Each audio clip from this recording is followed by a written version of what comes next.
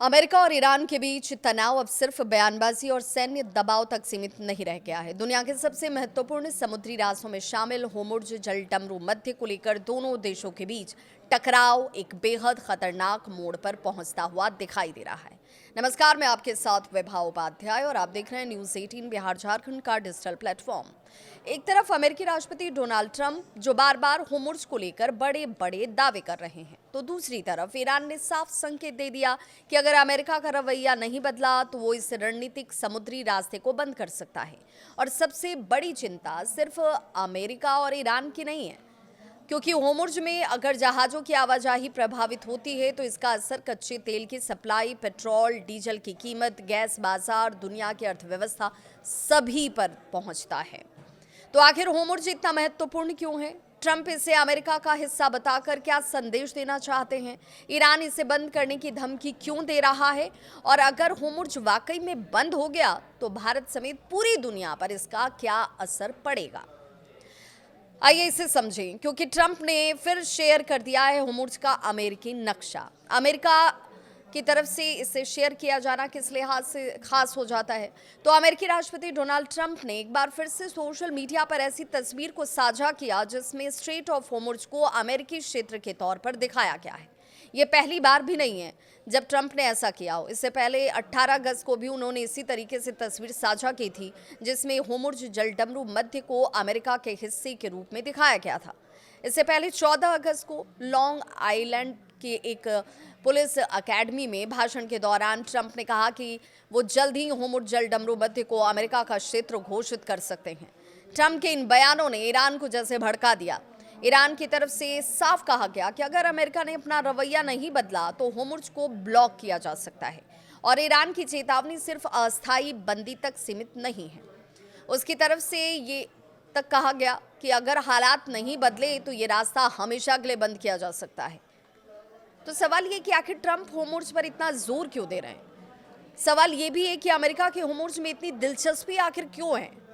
तो इसका सबसे बड़ा कारण है इसकी रणनीतिक और आर्थिक अहमियत। होर्मुज़ जलडमरू मध्य फारस की खाड़ी और ओमान की खाड़ी के बीच स्थित एक बेहद सकरा समुद्री रास्ता है।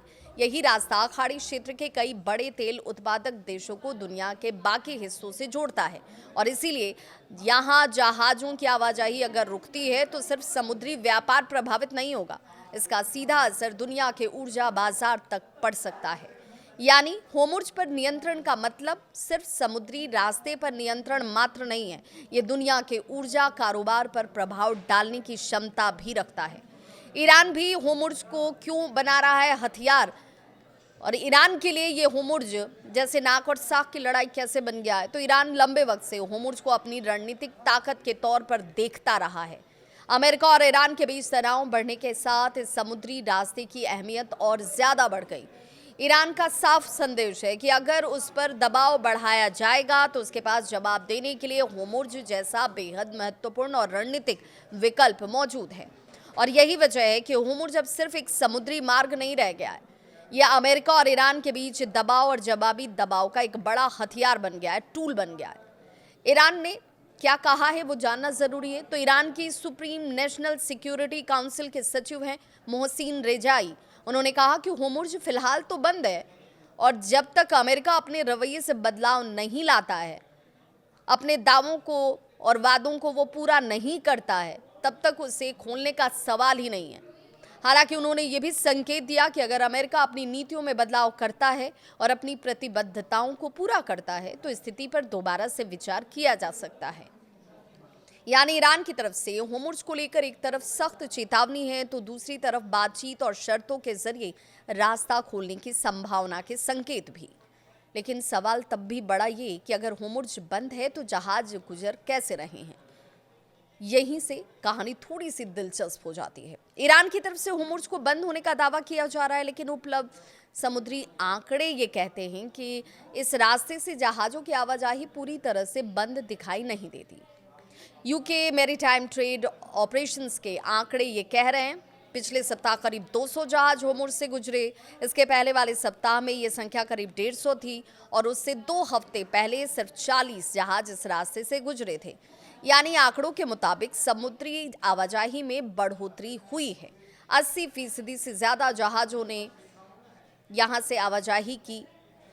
समुद्री खुफिया कंपनी केपलर के मुताबिक पिछले 2 हफ्तों में स्ट्रेट ऑफ होर्मुज़ से गुजरने वाले 80% से ज़्यादा जहाज़ों ने 2 रणनीतियों में से एक रणनीति को अपनाया। या तो उन्होंने ओमान की तरफ से गुजरने वाले रास्ते का इस्तेमाल किया, जिसे अमेरिका का समर्थन हासिल है और अंतर्राष्ट्रीय समुद्री संगठन की अनुमति भी है, या फिर कुछ जहाज़ों ने अपनी गतिविधियों को सार्वजनिक रूप से छिपा लिया। इससे एक बात तो साफ है कि तनाव के बावजूद समुद्री व्यापार पूरी तरह से रुका नहीं, लेकिन इसका मतलब ये भी नहीं है कि स्थिति सामान्य हो गई है, क्योंकि जहाज़ों की आवाजाही में सुरक्षा, बीमा, रूट और अलग से जुड़े जोखिम लगातार बने हुए हैं। लाल सागर और काला सागर के बाद अब होर्मुज़ चिंता क्यों बढ़ा रहा है? तो दुनिया पहले से ही कई महत्वपूर्ण समुद्री रास्तों पर तनाव का असर झेल चुकी है, देख चुकी है। लाल सागर में जहाज़ों पर हमलों की वजह से अंतर्राष्ट्रीय शिपिंग प्रभावित हुई। काला सागर में रूस और यूक्रेन युद्ध ने समुद्री व्यापार को जोखिम में डाला। अदन की खाड़ी में भी लंबे वक्त से सुरक्षा की चुनौती का सामना करती नजर आई हैं। अब अगर होर्मुज़ भी बड़े संघर्ष का केंद्र बनता है तो दुनिया के समुद्री व्यापार पर इसका दबाव बढ़ेगा, क्योंकि एक के बाद एक महत्वपूर्ण समुद्री मार्गों पर जोखिम बढ़ने का मतलब है कंपनियों को वैकल्पिक रास्ते तलाशने पड़ सकते हैं। और समुद्री रास्ता जितना लंबा होगा, ईंधन, समय, बीमा, माल ढुलाई की लागत सब बढ़ जाएंगे। भारत के लिए आखिर ये क्यों महत्वपूर्ण हो जाता है होर्मुज़? तो भारत के लिए होर्मुज़ की अहमियत बेहद खास है, बहुत महत्वपूर्ण है और कहीं ज़्यादा है।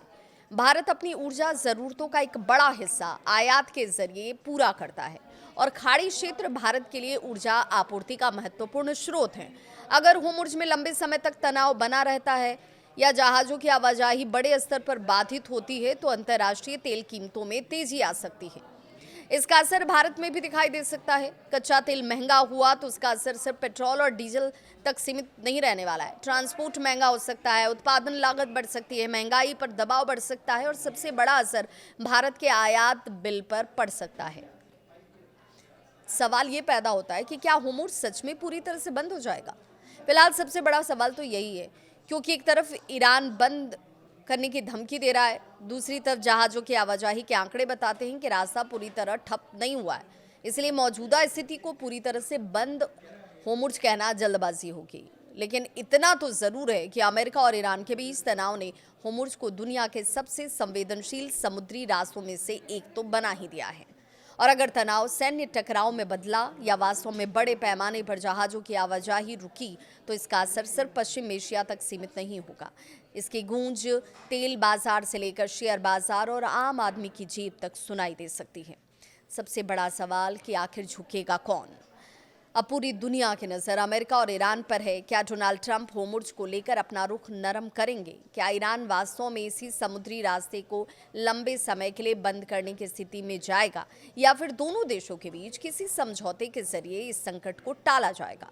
क्योंकि होर्मुज़ सिर्फ अमेरिका और ईरान का मुद्दा नहीं है, ये पूरी दुनिया की ऊर्जा, सुरक्षा और वैश्विक अर्थव्यवस्था से जुड़ा हुआ मामला है।